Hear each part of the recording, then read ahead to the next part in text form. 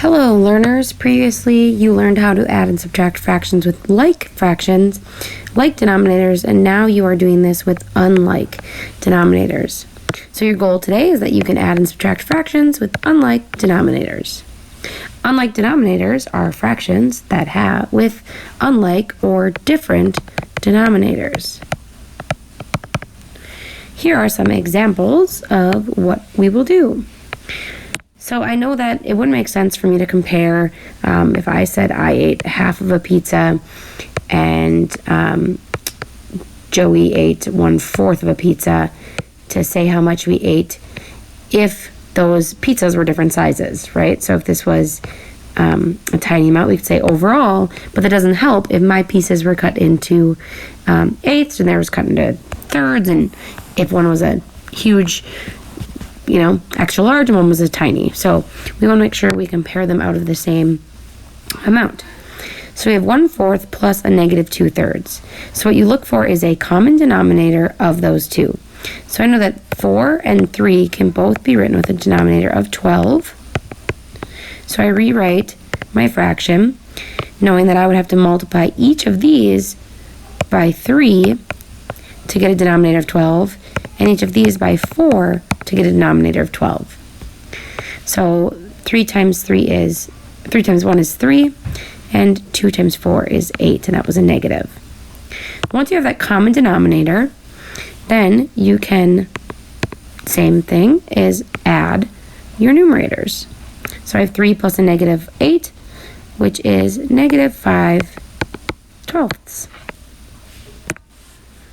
So see if you can try that, finding your greatest common denominator, or your least common denominator, which is your least common multiple. And if you find a higher multiple rather than the least, then you just have more simplifying to do later. So here I have -5/6 plus -1/2. Sometimes you don't have to change both of them. I can just change this fraction to have a denominator of 6, and I can then leave this one alone. So I can change this by multiplying each of these by 3, because multiplying by 1 doesn't change the value. So 1 times 3 is 3. Then I'm just going to add my numerators. -3. Ooh, there was a negative there. I almost missed it. -5 plus -3 is a -8/6. And that simplifies. 6 goes into 8 one time, with 2 of the 6 left over. And then 2 and 3 share a factor of, or 2 and 6 share a factor of 2. So this is equal to -1 and 1/3. See if you can try that other one. So here I see that I could change these to be 160. I'm sure I could do less than that, right? But my first noticing is 160. So if I change these each by, they multiply them by each other, when in doubt, if you multiply them by each other, you'll have a multiple at least. So I'm going to multiply both the tops and the bottoms by the same thing. So I have -50/160 plus 48/160. Again, that's from multiplying here. So I add those together and I get a -2/160, though they're both even, so I can divide by 2. So I have -1/80. And see, I could have, 16 times 5 is 80, and 10 times 8 is 80. So I could have done that, but I wasn't sure. So here we are.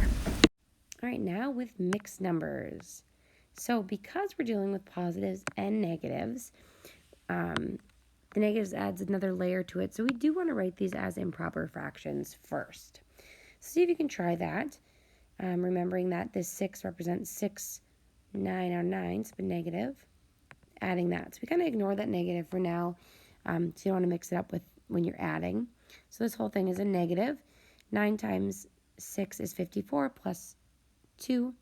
So we have 56/9 plus multiply and add. 24 plus 5 is 29/6. So first step is to write those as impropers. Then we want to multiply denominators to get a common denominator. So in this case, again, you could use the multiple of 9 and 6 and get 54. But then you have to divide more later. So and that's where this part comes from, is that multiply diagonals. That's if you don't want the least common multiple, the least common denominator. Not always. So you could do that. For me, I'm actually just going to know that, hey, these can both go to 18. So I could multiply this one by 2 and this one by 3. But again, when in doubt, if you don't know that, you could multiply the diagonals and then you'd have new numerators. And we can look at that in class if you're unsure. So if I multiply on the top, I get 56 times 2, which is negative 112. And then over here, 29 times 3 would be 87. So now I'm just going to add those numerators. So I have negative 112 plus 87. That's all compared to that 18. So then I get a negative 25 over 18, which is the same as, if I simplify, 18 goes into there one whole time with 7 remaining, so 7 of the 18. So again, this is only if you want to find a multiple and you're not sure what the least common denominator is. All right, so see if you can try. You have the steps there, following steps, just like putting in a pizza. But make sure you're trying to understand it. Write down questions if you're not sure. Come back to check. Okay, so hopefully you're coming back just to check in on that first step, which is improper fractions. So you'll notice, take a second to see if this looks correct. And if not, pause, try again, and come back to check the next step of finding that least common denominator. Okay, you're back again to check in on this step of finding the least common denominator. In this case, the least common denominator is the multiple of your denominators. So here you'll notice we started with making it 6, and over here we made it 12. You did that by multiplying each of these by 3, and each of these by 2. So over here you should have negative 21/6 plus 56. And on the other side over here, we should have 33/12 minus 76/12. Notice this one's a subtraction one, so you can do add the opposite also. Come back to check the next step of finishing this question out by adding or subtracting your numerators. Okay, we've added the opposite, and our last step is to simplify. So see if you can have that simplified step. Remember, this is where you say, how many times does my denominator fit in to my numerator? And in 6, this case is, I have a negative there, but that's silly of me. That should have been a positive because we have 50 was more than 21. Good catch, Miss Kroska. So this went in there 4 whole times for 24 with 5 of the 6 remaining. And over here, 12 goes in there 3 whole times. This one is a negative, which is 36. So I'm just doing 43 minus 36, which is 7 of the 12 remaining. So I did those step by step to help you pause, come back, check. Really, this should be a checking your progress, not just copying down what Miss Kroska's doing.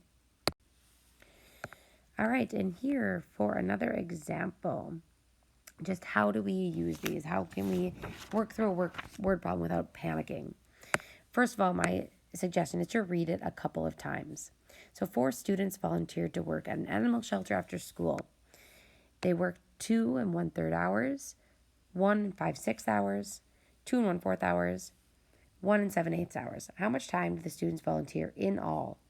So right away, I see that in all, and I know that I should be adding. So my first thought is that instead of doing all of this stuff, I'm going to also make an estimate. So if I estimate, I might look at this and say,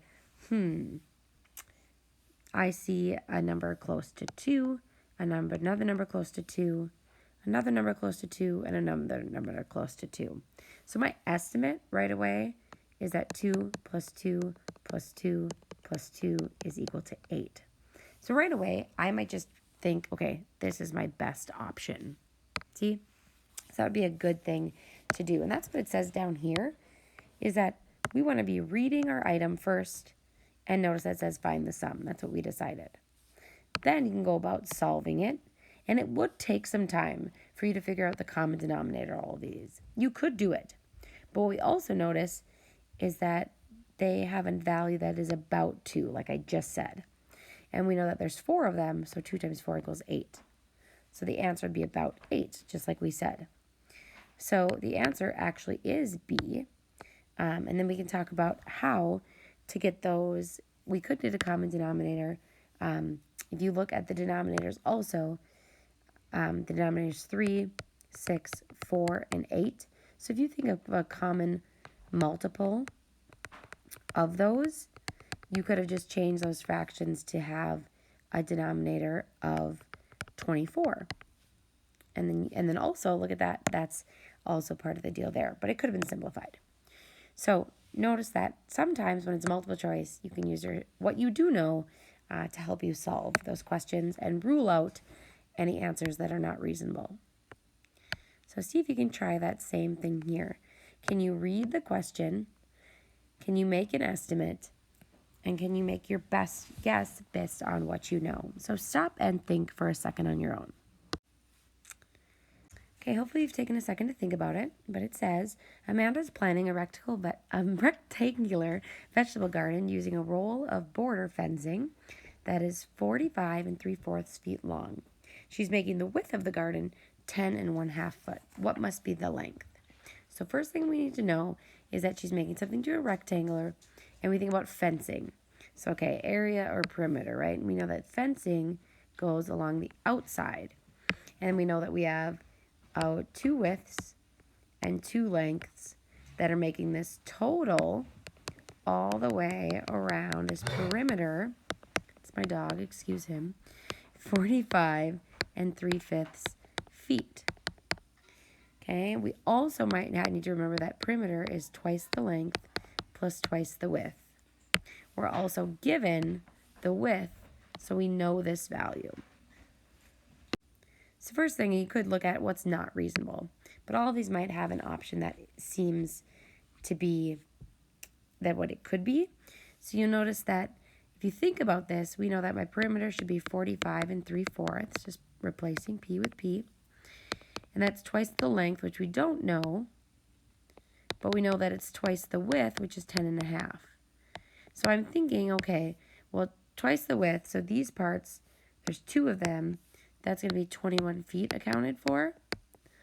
And this is supposed to make 45 3/4. So I know, well, without that 21, right, so if you took this part away, we'd be looking for something about 24, right? So that's going to make us think it's this question, but it's asking us what is the length. And we know that there's 2 of the lengths. So here, this remaining part, if you think about that, is going to have to be about half of that, which is around 12. So that's just me estimating and not even finding the actual answer. If I worked it out, I would get this F.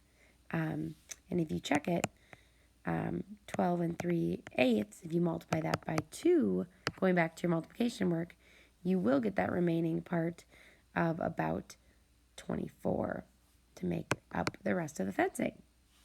So, again, math is all about just thinking about what do I know, what can I use to help me problem solve and get there. I want you to make sure you write down questions right now that you can bring and know that you will only get better if you try.